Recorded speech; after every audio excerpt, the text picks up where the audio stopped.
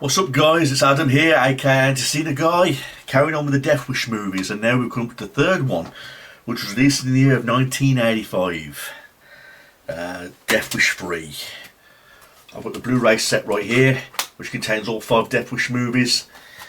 Death Wish 1, Death Wish 2, Death Wish 3, Death Wish 4, The Crackdown, and of course, my personal favourite, Death Wish 5, The Face of Death. I know what many of you are thinking, how the fuck can Death Wish 5 be your favourite? Well, like I said in my previous reviews, everybody, Death Wish 5 was the first one I saw when I was a kid. You know, I was really intrigued by it, I was really glued into it. You know, my sister was renting all these VHS tapes from Blockbuster, you know, may it rest in peace. And the film that she picked was Death Wish 5, and I watched it as a kid and I was blown away. I loved it, I loved the action, loved everything about Death Wish 5, and I really didn't think it deserved the shit that it all got, you know, saying it was like a flat movie. I mean, even Charles Bronson even said that he didn't like Death Wish 5, but I disagree. We're all different, we've all got guilty pleasures, you know, and different tastes in different movies. But talking about taste, this movie, Death Wish 3, is a fucking fantastic movie. I'm not gonna lie. If many of you out there are saying that Death Wish 3 is the best one in the whole franchise, I'd find it hard to disagree with you. Because Death Wish 3, in my opinion, is a badass movie. Like, because it came out in the year of 1985, and I think it's a very extremely fun 80s flick. You know, I miss movies like this. They just don't make movies like this anymore. I mean, many people are going to criticise it, saying it's cheesy, over the top. And I admit it is cheesy, it is over the top, you know. Many of you would say, how can a guy like Paul Kersey at an old age wipe out entire New York City of all these punks? You know, how the fuck can one man, with the help of neighbours and a cop by the way, take out all these punks when no one else can do it? Well, it's a film that's not to be taken seriously. It's a film, well, it's a popcorn movie. That's what I like to describe this film as, a badass popcorn movie. I have to say it's my second one in the franchise, my second favourite one, Death Wish 3. I remember I showed this to my buddy, you know, when we was watching all the Death Wish films, and he says, this movie's fantastic. You know, and I've got to agree with him. Death Wish 3, it's for anybody who likes over-the-top action, whether it's your Sylvester Stallone movies, your Arnold Schwarzenegger movies, any movies for that matter with kick-ass action, especially in the 80s, then I do really highly recommend Death Wish 3. I mean, when you look at the previous ones, Death Wish 1 and 2, they were like straightforward movies, and it kind of like repeated its phase. Take Death Wish 1 for example. Death Wish 1 basically was Charles Bronson playing this guy by the name of Paul Kersey, who's an architect. You know, his life gets changed forever when his wife gets murdered and his daughter gets raped. And, you know, he becomes a vigilante, basically, and he feels like it's his job to avenge his wife's death. And it was like kind of a repeat from scene to scene, you know, where he sees some punks, shoots them, sees more punks, shoots them. It was like a same repeat of over and over again. But I'm not dissing the movie, I like Death Wish 1. But the same thing could be like, say for Death Wish 2. You know, Death Wish 2 was just like the first one made again, it was very similar. Only for some reason they had like a 10-minute rape scene, and it was like a repeat of like the same stuff they did in the first movie. So, but in this movie, Death Wish 3, it was completely different. You know, we got to see a badass side of Paul Kersey. We got to see a side of Paul Kersey we've never seen before.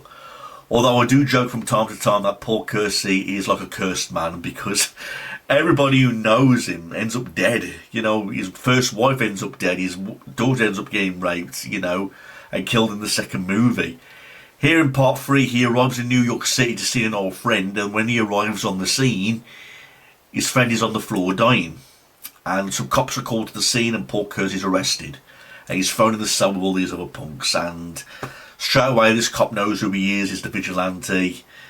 And he wants to get to know Paul Kersey by taking out all these punks that are destroying the city, you know, causing chaos to this neighbourhood, all the crimes, car thefts, rape, murder, robbery, everything that's going on in the city. And of course there's this gang leader, you know, and basically Paul Kersey, knowing that he's a vigilante that wants to take care of the city, you know, wipe it all the criminals and all the crime that's going on. Another best way I can describe this movie is that it's very GTA style. You know, if you're a big fan of the GTA games like myself, GTA 5, GTA Online, if you want to bring a video game to life, the best way I can describe Death Wish 3 is from GTA Online.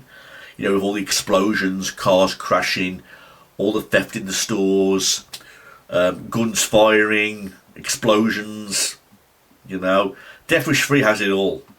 I should say GTA is so GTA style, you know, gangster wise, and then again it's Paul Kersey all on his own, being the main guy, firing rocket launchers, firing machine guns, a Magnum, you know. He's basically coming to the saviour of this big city, you know, by wiping out these punks all by himself, and he does. There's scenes where he's blowing cars up, there's a scene where he's setting traps. You know, there's a scene where he's helping the neighbours protect their own homes from all these punks. I mean, like the traps I set, for example, there's one trap which made me chuckle a little bit. I threw in a little bit of comedy here. It's kind of like a mouse trap, you know.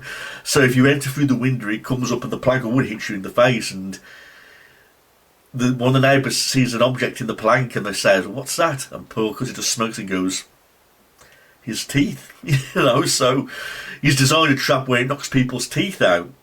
There's a trap of like this plank of wood with nails in, and you see all these traces of blood, you know. So where the punks have tried to break in, they've fell on the traps. You know what I mean? So the film does have its type of humour. It's got everything in it. It's got the action. It's got the humour. It's got the violence. It's got everything in Death Wish 3.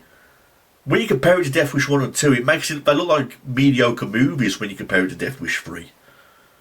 You know, sadly, doesn't get any more action, kick-ass action from there. I mean, I admit the action isn't there in Death Wish 5, despite it being my favourite, and the action isn't there in Death Wish 4, The Crackdown. You know, but still they're enjoyable movies, but the one that's the most exciting one, the most exciting flick is Death Wish 3. Without a shadow of a doubt. He finds a love interest, but then again, like I said at the start of this review, I think Paul Kersey's really cursed his character is, because anyone who he ends up getting close to ends up getting killed. That's exactly what happens to the love interest in this movie. After when he sleeps with her, she goes in a car and she ends up getting killed by the punks.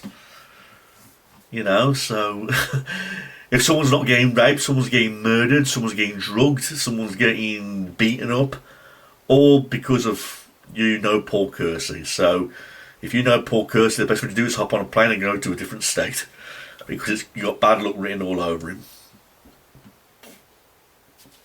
You know, I mean, the film isn't even on for very long. I mean, Death Wish 3, how long was it on for? 90 minutes, so it's a short movie. And it's just amazing what everything they've thrown into this movie to make it like a really cool, kick-ass movie. Like I said, some people are going to call it cheesy, some people are going to call it over the top, some people are going to criticise the movie by saying that Charles Bronson is like an old man now, yet he's wiping out all these people. It's a fucking movie. It's a fun popcorn 80s flick. You know, and that's what really disappoints me about today's movies. They use CGI, you know, you got women firing fucking rocket launchers and all that kind of shit, and it's so easy to hate on a movie like that. I mean, take Rambo 5, for example, Last Blood, or Terminator Dark Fate, for example. You know, when you compare movies to like the 80s, you just can't beat them, because back in the 80s it was much more harder. They did the best with a lot more than what they could have, you know, with the technology they had at the time. But again, the effects in this movie, the music, I like the neighbourhood where it's based in all the settings. I love the final showdown he had with the punk leader, you know, blowing him up, you know what I mean? So it was nice to see a side of Paul Kersey that was more badass, and not just a vigilante, but one that just simply did not give a fuck about what he was doing.